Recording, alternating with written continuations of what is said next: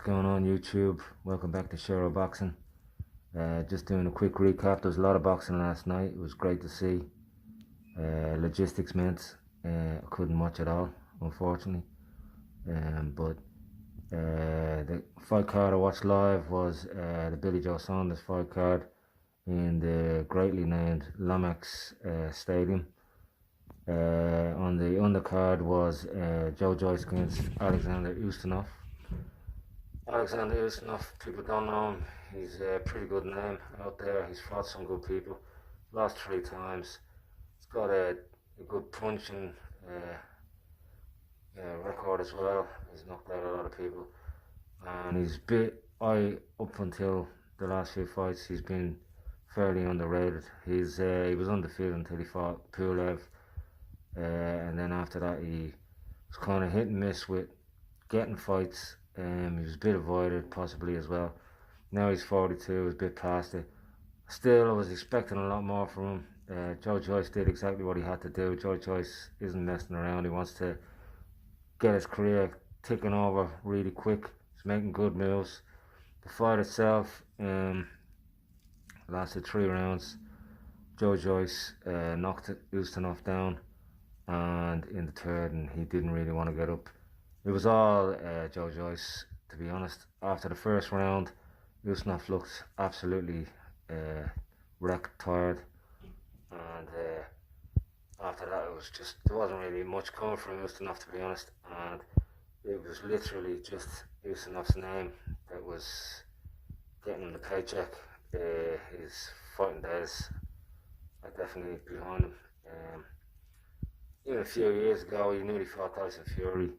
Even then, he was quite still a dangerous guy, but he's definitely, time has caught up with him. At 42, you can't really expect much more. I was expecting him not to quit, but I thought he would get up, but you could see he just is completely tired and didn't want any more of it, and tried to get up just as the ref was counting to 10. The ref waved it off. Obviously, it was got to 10. He pretended that he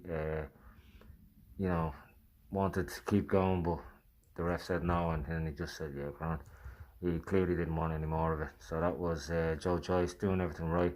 Next up for him, he's on the Daniel Dubois undercard against Daniel Dubois against Gorman, and you'd imagine he's gonna fight somebody again decent enough name, but maybe not too dangerous. And then I would say Daniel Dubois and Joyce will fight each other, so that's something to look forward to.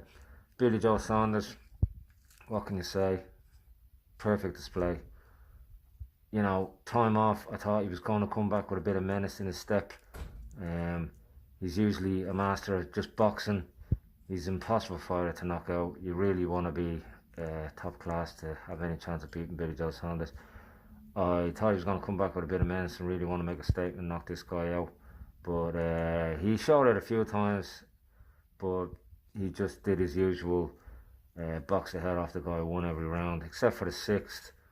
He got clipped in the 6th. I personally think he was a bit playing with it a bit, and obviously, you're going to get caught every now and then in a fight. There's nothing unusual about that. So the 6th, I just gave it as an even round, to be honest, just because he didn't do anything himself. The guy clipped him, and that was really it. The guy himself, Isufi Joyce, he wasn't a bad boxer. Very frustrating night for him. He was just completely outclassed. Didn't have a great record, didn't have a bad record. Most of his record was against nobodies in Germany, so you could say it was padded. Even at that, he had 3 losses and 2 draws, so you knew he wasn't going to be up to much. He had 20 knockouts of his 27 victories, but you knew he wasn't going to be up to much because that was all against nobodies in Germany, and they're always going to just back whoever the main fighter is in Germany, so it doesn't really count. But yeah, he was just completely embarrassed. He was missing more than he was landing, and he was missing a lot.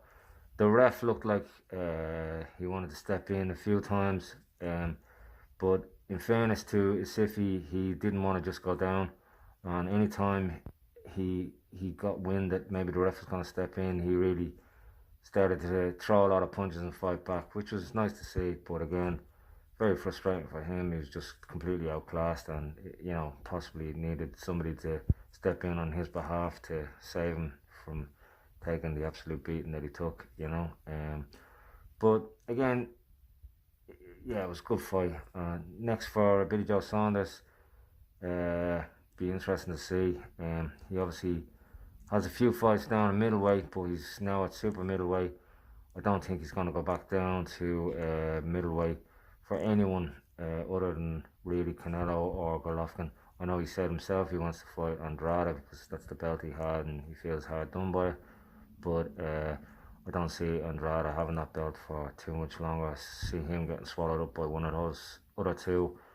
And then Big Joe Saunders will be fighting at super middleweight. He'll have to come down in weight, be at a slight, obviously cut weight. It's a slight disadvantage to go in a fight against, pound for pound, if you ask me, the top two guys, Canelo and Golovkin. But, definitely, I don't think either of them really want to fight Billy Joe Saunders. But if Billy Joe Saunders cleans up in super middleweight division, which I'm sure he can, it's a great division, a lot of good fights, and if you ask me, he's the number one guy in that division.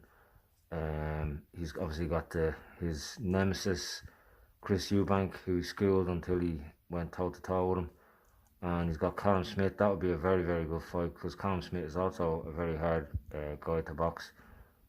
Both great boxers, great at avoiding punches and very hard to actually knock out. So I would still favour Billy Joe Saunders. The other belts, Caleb Folan.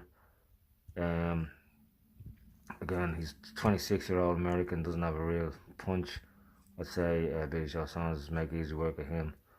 And yeah, it looks like a good division for him.